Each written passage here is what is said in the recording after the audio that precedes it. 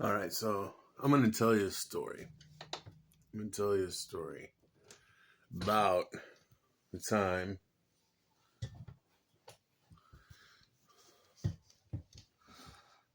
I was in West Texas and met this old guy.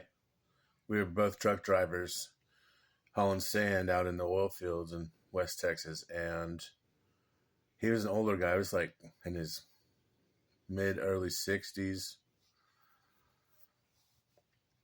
Let's call him uh,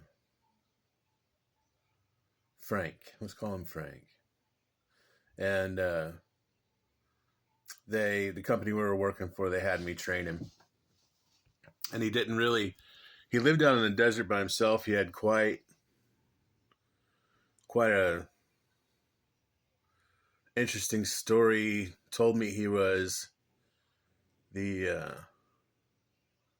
stepson of one of the cabinet members of President Ford's administration. That's not what this story is about. The man happened to have wrote a book about the John F. Kennedy assassination. That's a whole other story. But I want to talk about Frank because he was just this desert rat. I mean, he lived off the grid. He didn't have a cell phone. He bought a cell phone for the job, but barely knew how to use it. So he didn't have an email address or nothing. And he lived out in Fabens, Texas, near El Paso. I mean, in a desert shack. And anyway, so we are at a truck stop waiting for the well to come back online. It went down for, I don't know, they go down and you're just sitting around for hours waiting to get unloaded. And we happen to be stuck at a truck stop. So Frank liked to drink, and so did I. So we decided to get a 12-pack of beer, and we're waiting, which is a bad idea to be drinking and having to operate, you know, um, heavy machinery. Anyway, so we're sitting around talking bullshit and everything. And he tells me this story about his mom, how she was a political activist back in the 60s and everything. And she helped save this building up in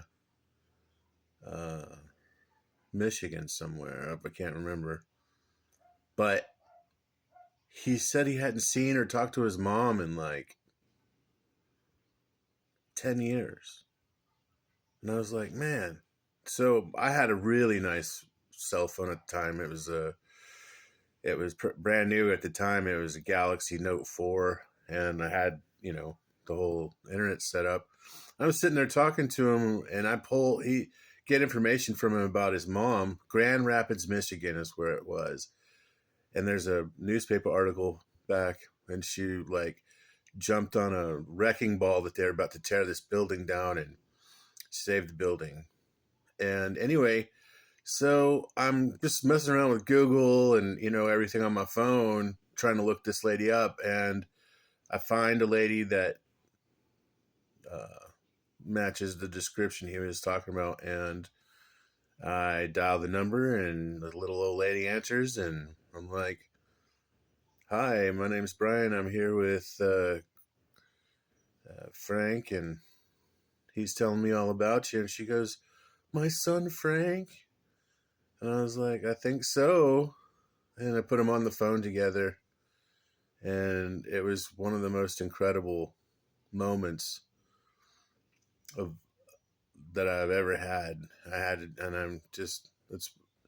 reunited a couple of lost souls. It was pretty cool. And he was in tears. She was in tears. I was in tears. And anyway, that's one thing I can say I've done.